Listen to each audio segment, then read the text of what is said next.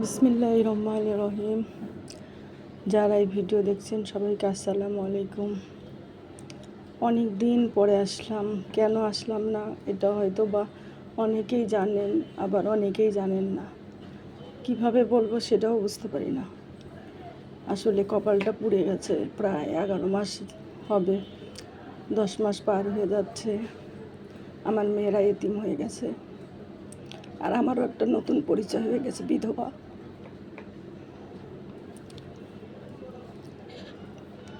এই যে বাটি দেখছেন, দইয়ের বাটি, আমার মেয়েরা আমাকে খুশি করার জন্য এটা কিনে দিয়েছে ওর টাকা দিয়ে, ওদের নিজেদের টাকা দিয়ে। আসলে অনেক দিনই ভিডিও দিব করে দিতে পারতেছিলাম, বলার ভাষাও নেই। আবার কষ্টগুলো জমতে পাহাড় হয়ে গেছে। কারোর সাথে কথা বললে তাও একটু ভালো লাগে, সেজন্যই ভাবলাম আজকে ভিডিও দিব।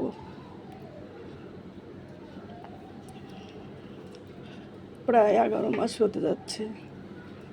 জীবনটা একবারে এলো পাথারি হয়ে গেছে আমাদের জীবনে। কি বলবো, আমাদের মাথার উপরে ছাদটাই চলে গেছে। স্বামীহারা জীবন, এতিম বাচ্চাদের নিয়ে জীবন পার করা। অনেকেই হয়তো বা জানেন যে আমার 2টাই মেয়ে। মেয়েরাও বড় না, বড় মেয়েটা ক্লাস 9-এ, ছোটো মেয়েটা ক্লাস 8। আর ওর আব্বু মারা গেল, তখন তো ওরা ক্লাস 8 আর 7-এ পড়তো। জীবনটা যে এত তাড়াতাড়ি আমাদের নষ্ট হয়ে যাবে এটা কখনোই বুঝিনি। হ্যাঁ, আমার হাজব্যান্ড অসুস্থ ছিলেন, সেটা অবশ্যই সবাই জানে, কিন্তু এত তাড়াতাড়ি চলে যাবে এটা কখনো স্বপ্নেও চিন্তা করিনি। আমার স্বপ্নে কখনো এটা ছিল না, আমার হাজব্যান্ড এত তাড়াতাড়ি চলে যাবে। ও হয়তো বা বুঝতে পেরেছিল, কিন্তু আমি তো বুঝতে পারিনি। আসলে কেমন করে বলবো, হয়তো আস্তে আস্তে বলতে পারবো, কিন্তু আজ প্রথম, তাই আসলে আমি বুঝে উঠতে পারছি না কি বলবো। জীবনটা একবারে তছনছ হয়ে গেছে।